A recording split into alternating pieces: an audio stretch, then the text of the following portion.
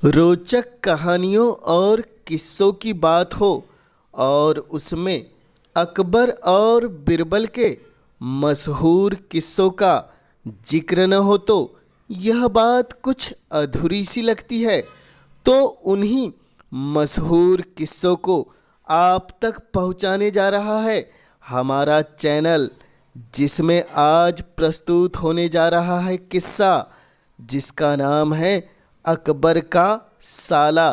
तो लीजिए, प्रस्तुत है किस्सा अकबर का साला।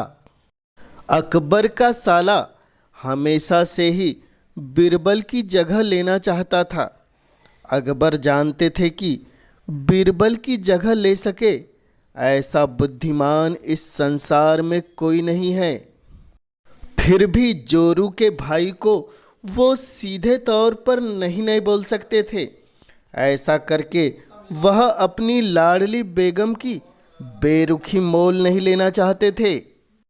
इसलिए उन्होंने एक योजना बनाई और अपने साले साहब को एक काम सौंपा, जिसके अंतर्गत उन्होंने अपने साले से कहा, यह एक कोयला भर के बोरी जो रखी हुई है, इसे तुम हमारे राज्य के सबसे मक्कार और लालची सेठ दमड़ी लाल को बेचकर दिखाओ।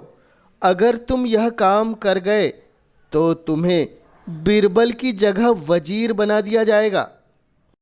अकबर की इस अजीब शर्त को सुनकर साला अचंभे में पड़ गया। वह कोयले की बोरी लेकर चला तो गया, पर उसे पता था कि वह सेठ किसी की बातों में नहीं आने वाला। ऊपर से वह उल्टा उसे ही चुना लगा देगा। हुआ भी ऐसा ही। यही सेठ दमड़ी लाल ने कोयले की बोरी के बदले एक ढेला भी उसे देने से इनकार कर दिया। बेचारा साला अपना सा मुंह लेकर महल वापस लौट आया और अपनी हार स्वीकार कर ली। अब अकबर ने वही काम बिरबल को करने को कहा। बिरबल कुछ सोचे और फिर बोले कि सेठ दमड़ीलाल जैसे मक्कार और लालची सेठ को यह कोयले की बोरी क्या, मैं सिर्फ कोयले का एक टुकड़ा ही 10,000 रुपये में बेच आऊँगा। यह बोलकर वह तुरंत वहाँ से रवाना हो गए।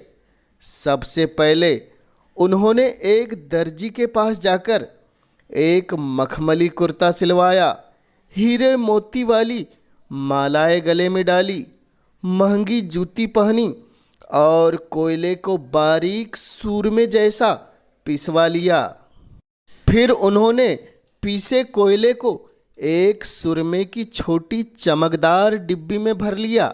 इसके बाद बिरबल ने अपना भेष बदल लिया और एक मेहमान घर में रुककर इश्तिहार दे दिया कि बगदाद से बड़े शेख आए हैं जो करिश्माई सुरमा बेचते हैं, जिसे आँखों में लगाने से मरे हुए पूर्वज दिख जाते हैं, और यदि उन्होंने कहीं कोई धन गाड़ा है तो उसका पता बताते हैं। यह बात शहर में आग की तरह फैल गई। सेठ दमड़ीलाल को भी यह बात पता चली।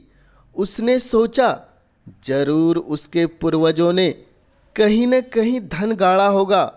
उसने तुरंत शेख बने बिरबल से संपर्क किया और सुरमे की डिब्बी खरीदने की पेशकश की। शेख ने डिब्बी के 20,000 रुपये मांगे और मोल भाव करते करते 10,000 में बात तय हुई। पर सेठ भी होशियार था। उसने कहा, मैं अभी तुरंत ये सूरमा लगाऊंगा और अगर मुझे मेरे पूर्वज नहीं दिखे तो मैं पैसे वापस ले लूँगा। बिरबल बोला, बिल्कुल आप ऐसा कर सकते हैं। चलिए शहर के चौराहे पर चलिए और वहाँ इसे जांच लीजिए। सूरमे का चमत्कार देखने के लिए भीड़ इकट्ठा हो गई।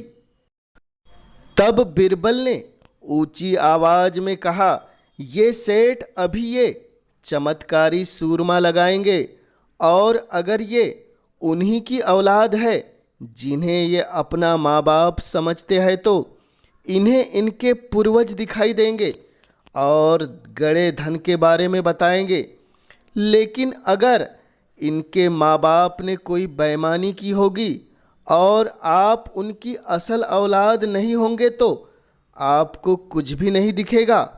और ऐसा कहते ही बिरबल ने सेठ की आंखों में सूरमा लगा दिया। फिर क्या था, सिर खुजाते हुए सेठ ने आंखें खोली। अब दिखना तो कुछ था ही नहीं, पर सेठ करे भी तो क्या करे। अपनी इज्जत बचाने के लिए सेठ ने 10,000 बिरबल के हाथ में थमा दिए और मुंह फुलाते हुए आगे बढ़ गए। बिरबल फौरन अकबर के पास पहुँचे और रुपये थमाते हुए सारी कहानी सुना दी। अकबर का साला बिना कुछ कहे अपने घर लौट गया और अकबर बिरबल एक दूसरे को देख देख कर मंद मंद मुस्कुराने लगे। इस किस्से के बाद फिर कभी अकबर के साले ने बिरबल का स्थान नहीं मांगा। तो यह मशहूर किस्सा अकबर का साला आपको कैसा लगा, हमें कमेंट्स के माध्यम से ज़रूर बतलाएं। और चैनल पर पहली बार आए हैं तो इस चैनल को ज़रूर सब्सक्राइब कर दे, ताकि आप तक ऐसे रोचक और मनोरंजक किस्से कहानियाँ सबसे पहले प्रस्तुत हो सके।